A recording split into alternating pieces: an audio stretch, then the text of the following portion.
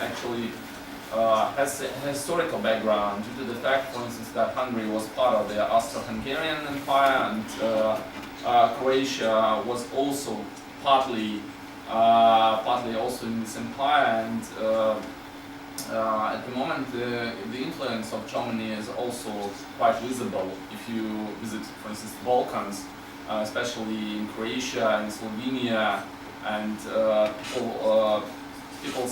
people speak as second language German, so it's not so good, but they communicate in German. So what is actually the perception? What is to be European from your perspective? What is your perception of this Europeanism, so to say? How could you just define it? How you probably what is actually your vision of it? Maybe first of all, would it be interesting to interview some young European in the community? Because I think that the young generation will consider themselves as European more than the old ones.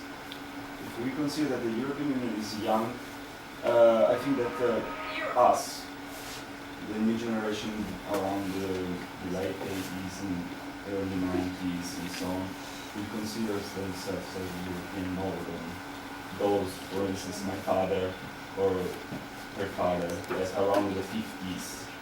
Well, in the Treaty of Rome was signed in 1957. So they saw, they saw the European Union step by step. We were born inside the European Union. As the values about the European Union, well, I can say that I could do whatever I want. I can go wherever I want. Of course, in some, I have the freedom until I will not create any offense to the other people, other persons. But still, I don't know what do you think about the European Union, about the values and other stuff like this, but I don't think it's a big matter. And about the migration point, it's curious how they didn't talk about the Mediterranean Sea, the big problem. They just talk about, okay, Hungarian, Poland. But it would be really interesting to... so-called Balkan route. Yeah, the Balkan route, but I don't know when it was filmed, this documentary, maybe 2014 to be. I think 2016. Well, the European Union already signed an agreement with Turkey to block the Balkan route, and they didn't talk about the migration, about across the Mediterranean Sea, Spain, Italy, and still Greece, of course. I didn't get the point of this document, honestly. They say, okay, it's beautiful, but it's not the Croatian girl said that maybe the European Union is the new Yugoslavia. I didn't get it. What are we gonna do? We are just Ukrainian war across states in the European Union. There is a problem about immigration. There is a problem about populism, nationalism, and the European Union, as a governance, okay, it's really slow. It cannot understand completely the problems that people want, but still, create a sort of confrontation among the European Union and the Yugoslavia, for me. Well, a short remark, the first person viewed in France was talking about this to be European, that he's feel himself European. He's actually, as Muslim, was born in Morocco, as a moved to France in the 70s and so on. And speaks that what we see, this migration crisis, is some kind of threat for the European identity. It means actually that if you talk about this European values, how you call it, it's first of all, not only common history of the European continent. It is probably a good or bad history, because in Europe it was also the history of wars between different nations and so on. But it's also some kind of a joint basis for these European values. And many say actually that the religion, this Christianity and so on, is also some kind of founding block for this European values. But for me, if you talk about actually European Union and Yugoslavia, it is something different. But Yugoslavia was a federation, and it was the idea, like it was the idea also in the Soviet Union, but we all are Soviet people. There is no ethnic groups, no confessions, no nothing. There is only Soviet people. It's a good actually identity in order to get rid of these separatistic, nationalistic sentiments and so on. That we should take it on an upper level in order to actually overcome all this stuff concerning the ethnic nationalism and something like that. But if you talk about European Union, the European Union at the moment is more confederation, and it's I think actually there is no such push, I would say, to work out this European identity, as it was, for instance, in the Soviet Union, in Yugoslavia, when all the nationalistic moves were eradicated in Yugoslavia and also in the Soviet Union. So, for instance, we also got some people from Yugoslavia, from Serbia, I think. For instance, during the Tito regime or Tito ruling, although Tito was himself a Croat, but he fought against Croatian nationalism. All these attempts to actually to evoke or not to evade. I know that, for instance, the first president of Croatia, Franjo Tudjman, he was in prison for his nationalistic rhetoric, and he was expelled from the Communist Party of Yugoslavia because his nationalism. It was a fight, it was a war against this nationalist movement within Yugoslavia. But in Europe, this liberal values says, okay, he has a different vision, his different opinion, but it's good. We've got a pluralism of opinions and so on. So I guess we can handle the situation, but we need some new movement that unites people throughout Europe. No, European identity is not, so to say, natural born, that you are born within the European Union, you are European. It is something like you accept some values and you try to promote these values. This makes actually you not only European but also Russian, for instance. If you accept these values and behave like European, behave like Russian, so it makes you actually European or Russian and so on. But my question is, what is your perception? So the perception is freedom, first of all, and security, yes, or stability. And freedom, I mean, in broad sense, it means actually you can travel, you can you can get some opportunities within the European Union, and not only within the European Union and so on. Or something more concerning your perception of the European Union as not only as a political or economic structure, but as something like more philosophical construction. As I said, I would say solidarity among the participating states. So that we have the Euro crisis and all of this, and some things happen that may not be the best example for solidarity, but at least it's the main idea of the European Union that if one country suffers, the other nation states will help them.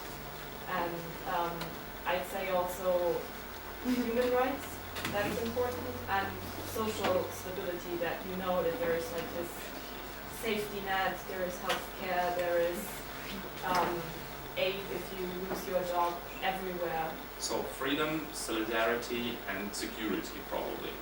Yeah, three words. And okay, thank you so much. And what is actually, my question goes to our Russian audience. What is your perception of the European Union? First question, who have been to European Union, the European countries? Traveling? Yes. 1, 2, 3, 4, 5. So first, let's ask those who have already been to European Union. What is your perception of the European Union? Yes. How perception? I mean, do you want me to translate this? No. Perception. And then those who are unaware about European Union. I mean, who haven't been to the European Union yet, but probably have some intention to visit European countries and so on. So, who's going to start? Mr. Kashin? Can I speak Russian? Well, Oh, okay. okay, I can agree with you that to be European, it is European. It is not a nationality. First of all, I saw the people in Europe and saw a lot of immigrants who were adapted to European culture, and they can work hardly and make To contribute. good for European Union, and I don't think that European Union should be separated to different nationalities, because it is. I think that to European Union, it is community of people who have the same I don't know, culture and mind. It's kind of мироустройство. Oh, well, probably the construction of the world, something like that. Yes, and it is not depends on nationality. If a person wants to be adapted into European culture, he should have a chance to live in European Union. В общем, смысл в том, что So let's be short. Just 3 words, like our European colleagues. 3 words. What is European Union for you? For me. For you. Yes. 3 words. Community of people who. Well, it's 1 word. Community. Okay. Second one.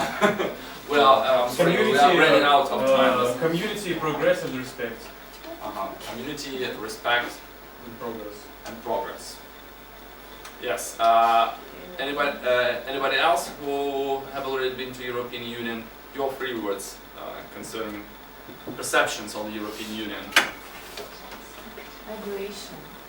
There are a lot of. No, I'm not joking, because I think it's like some kind of problem for some European people. So, for me, I have a strong association with this. When I think about European Union, there are a lot of migration there. Well, I must say that being, for instance, in Germany, France. No, France. But in Germany, for instance, in Berlin, because due to my work, I have to be a frequent guest in Berlin. So I think that the problem of migration, what is especially showed on our TV, is overestimated. Well, because I didn't met huge crowds of migrants walking down Berlin streets and so on. And I think actually that if we talk about migration, here's what wasn't information. It is connected mainly probably with some kind of fears of the Europeans, especially of the Eastern Europeans, because if we talk about this, and you were talking about this nation-state vision, what is actually shared, broadly shared by the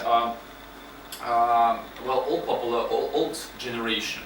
Your parents, they were born and they were raised up in a nation state, and for them, European Union and something like oh, we are Italians, we are Germans, it's something like, we're not familiar with that, because they didn't actually, probably, they didn't actually use this type of freedoms like you, for instance, traveling, studying abroad, and so on, something like that. Of course, it was also in within European countries in 50s, 60s, but it was only a minor part of it. At the moment, it's widespread, and it is actually, well, as usual. Well, traveling abroad and studying abroad. I mean, not within your national state. But for Eastern Europeans who actually at the moment don't have this shift from nation state to the something like bigger, there is the problem that actually that they try to preserve their nation state and say, okay, we are Hungarians, we are Poles, and we don't need actually migrants because actually migrants is a threat to our identity. It is actually the narrative and the rhetoric of this nation state. But the problem is that in the century or era of globalization, it is impossible to preserve a nation state, actually. I mean, be like pure state consisting of Poles, Catholics, and so on. Well, it's actually my vision, yeah. May I just add something to Yeah. migration? I mean, of course, we have a lot of migration, and there are people incoming, so there is like inner EU migration to other countries, of course, and there are people from outside of the EU coming to the EU, but the media coverage that we have sometimes is shocking, because it's for some parts not true. And I've seen some of the Russian coverage of the migration crisis, and yeah, well, it's so for me living in Germany, how Germany is depicted in this news coverage is a bit strange to see, because you could watch it and think that Germany is in ruins and there are just like thousands and thousands of migrants in the streets and you get raped like every 5 minutes, and it's not like that. And I mean, I don't know if you're familiar with this case that like a German-Russian girl was said to Lisa, exactly, in the end of 2016. She was, so the news coverage was that she got raped by it was a fake news, a group actually. of migrants, and it was fake news, but things like that just spread. And in my opinion, I didn't see any migrants for 1 month in Europe. Then in Austria, Germany, and Czech. So that's why I think it is much more. Well, we have this good Russian proverb. It is better to see one time when hear hundreds of times. So you should go and see how it goes, and then also to make your own opinion about how it is going on. I must only add that concerning the current situation with this coverage, of course we are at the moment in a very sensitive situation, I would say, and there are some kind of news wars and information wars. That's why it is also used as well the tool of information war, as a tool of propaganda, and you should know that because actually at the moment the situation is not especially benevolent for this open-minded, open-heart dialogue, and it's concerning also the Russian coverage.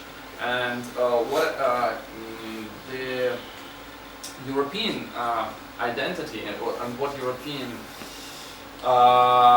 identity concerns, first of all, I must say that actually if we talk about these different narratives, different visions by old Europeans, so to say, and young Europeans, this is the newcomers. So I think there is not a shared vision what is actually Europe. I mean, in value sense, so to say, because well, for many Eastern Europeans, European Union, it was actually first security. So we are the member states of the European Unity, and we have no threats from, especially from Russia. And it also helps us to well, to develop ourselves, to develop our economy and so on. And Eastern Europe use all this mechanism to prosper, I would say. But actually, what economic vision concerns, it is not compatible with actually this philosophical vision. What is Europe? Europe is actually probably at the moment the concept of continent of opportunities. So you can come, and if you are competent, you can be European. Of course, you should actually accept, you should integrate into this society, because it is very important to be European, the process of integration. But it's not like actually we have some this double standards vision that actually coming to Europe, like for instance Hungary at the moment. We try also to promote this idea that Hungary should be for Hungarians, first of all. But it is actually not compatible with this vision of open boundaries and open continent for all of them. So if a person comes to Hungary, for instance, from Egypt, I don't know, or from Libya, and he's competent and he can actually try to make his fortune in Hungary, why not?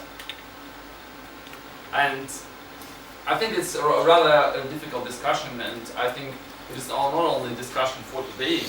That's why I'd like to make a pause, and I'd like to thank all our participants, well, our colleagues from Germany and from Italy for very fruitful discussion, and of course our Russian audience who also contributed to this discussion, because at the moment we've got actually the lack of knowledge about European Union, and you saw yourselves that not everyone understands what is Europe, because actually there is lack of knowledge due to the fact that not everyone have been to European Union yet. Thank you so much, and probably we will see in 1 week. Thank you.